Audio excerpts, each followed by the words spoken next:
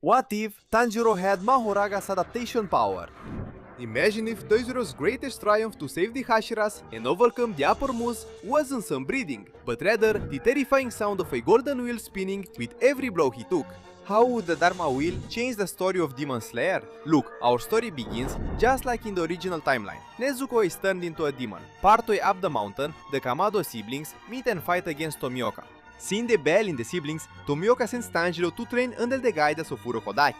Tanjiro learns water breathing, goes to the final selection, defeats the hand demon, meets Zenitsu and Inosuke and goes through all the challenges, up to the fight against Rui, upper rank 5.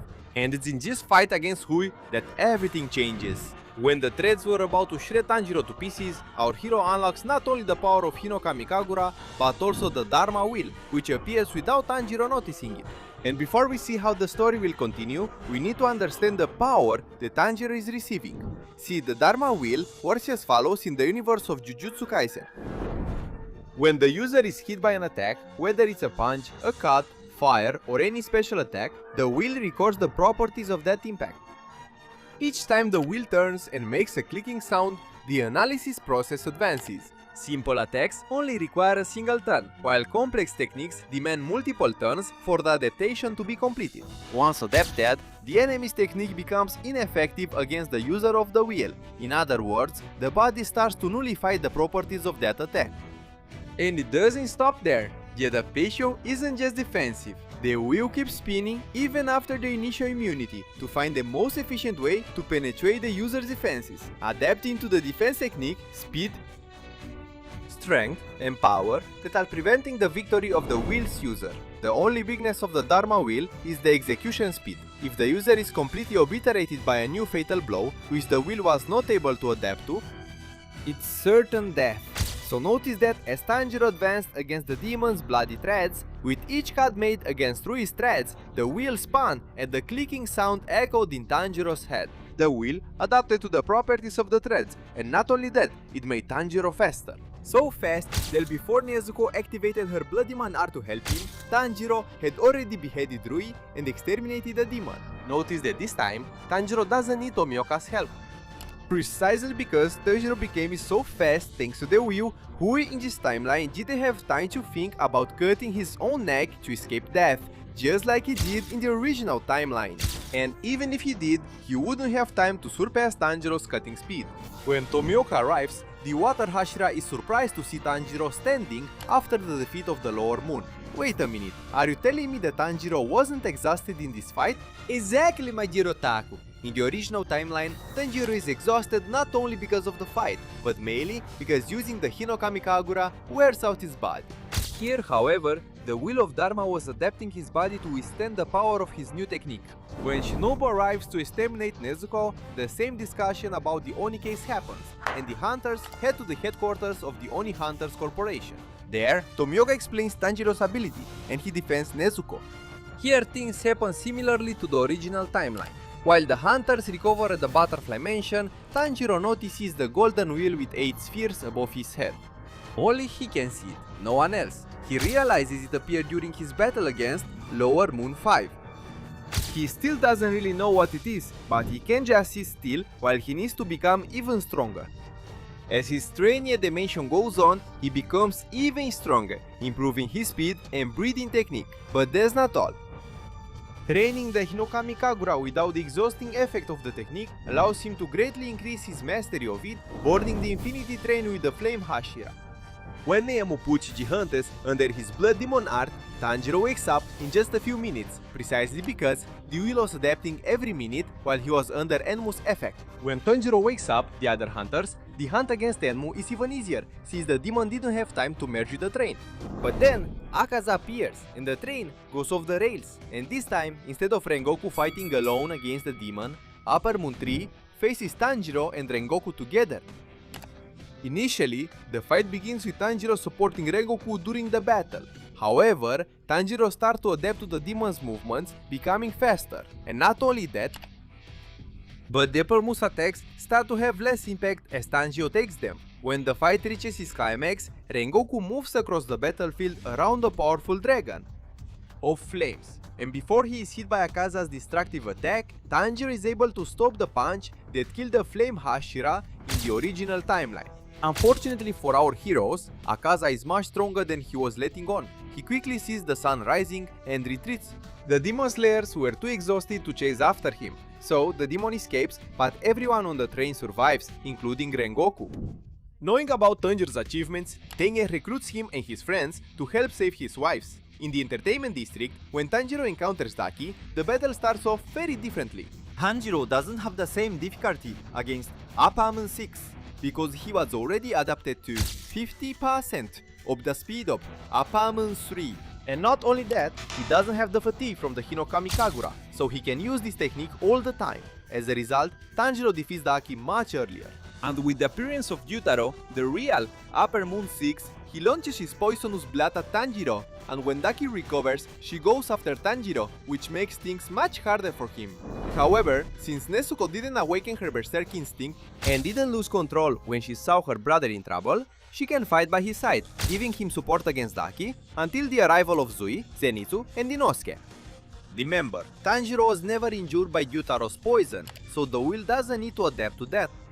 But he do that to the concept of exterminating the upper moons. Since Tanjiro has already decapitated Daki once and it had no effect on the demon, the will adapts to the concept of multiple decapitations, meaning Tanjiro becomes stronger and faster. In this timeline, he decapitates Gyutaro without needing the Slayer mark, and with the adaptation of the Dharma wheel, Gyutaro is exterminated without needing to decapitate Daki at the same time. Therefore, exterminating the demon without her brother becomes extremely easy for the Slayers. Zui doesn't get seriously injured or lose his arm and decides to keep fighting in the Demon Slayer corpse. In the battle against Upperman 3, he thought about the defensive power of the Dharma wheel. In this fight against Upperman 6, Tanjiro has just realized the offensive power of the wheel, so he tries to push his body to the absolute limit while training Hinokami Kagura so he can maximize all his power in the next fight against an upper moon. But for that, he needs a sword that can withstand all his power, since his sword was worn out from 2 battles against the upper moons. And if you're enjoying watching Tanjiro adapt to all his opponents, adapt it to YouTube and leave your like down below. And if you haven't unlocked your adaptation power yet, just subscribe to the channel and turn on the notification bell. Take this moment to hype up the comments.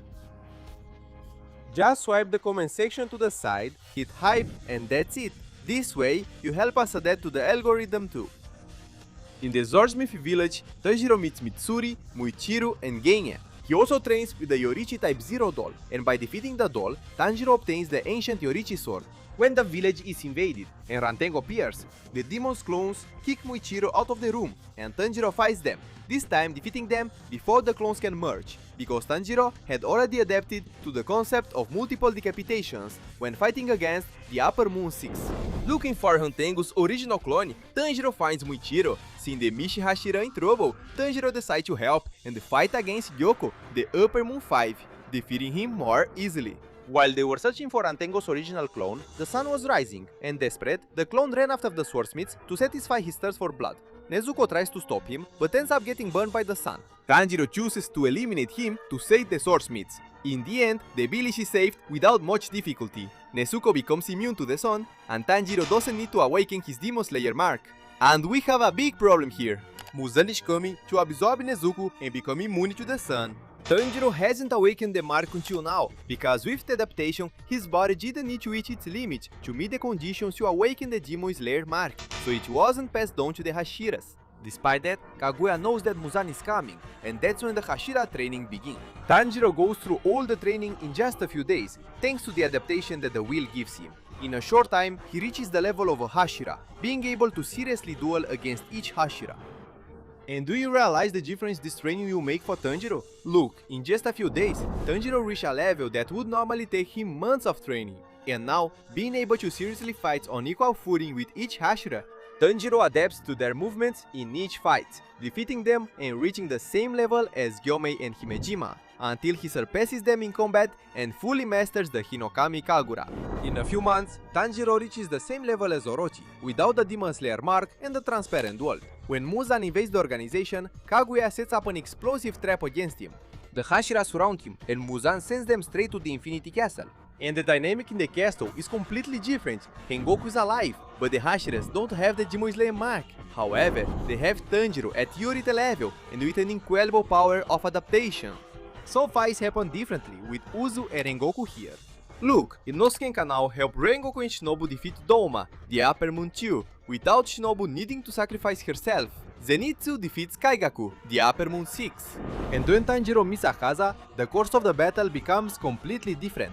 Because Tanjiro had already fought against him before. That means most of Akaza's attacks have no effect on Tanjiro, thanks to his adaptation. And instead of Tomioka being the main fighter, he is the one supporting Tanjiro. There comes a point in the battle where Tanjiro can simply move forward against Akaza's attacks without taking any damage. Even though the house is incredibly fast, Tanjiro was already fully adapted to its speed. And not only that, he had already surpassed. Tanjiro decapitates the house without needing to awaken the transparent world, thanks to his incredible speed.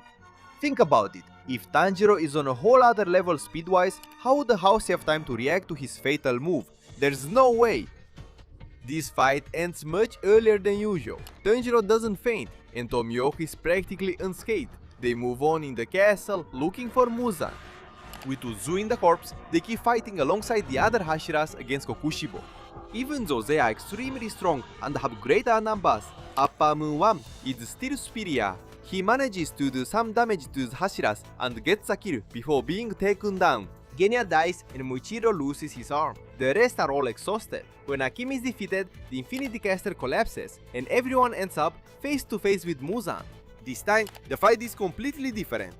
Tanjiro doesn't get beaten up like in the original storyline. He adapts to each of Muzan's attacks, including his speed, and in the end, awakens his Demon Slayer mark, gets a tremendous power up and decapitates him. But as Kaguya said, and Gyomei proved to us, Muzan only dies with the sunrise. But is that really true?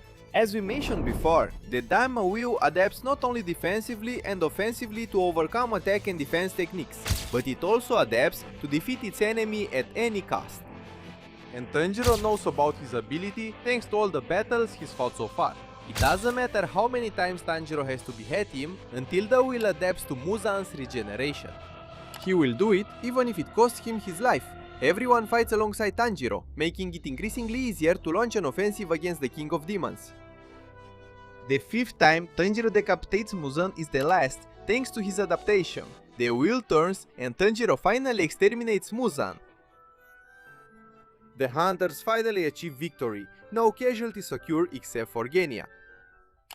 Gyomei survives since he did not awaken the hunter's mark, and everyone lives beyond the age of 20. They have a happy and peaceful life.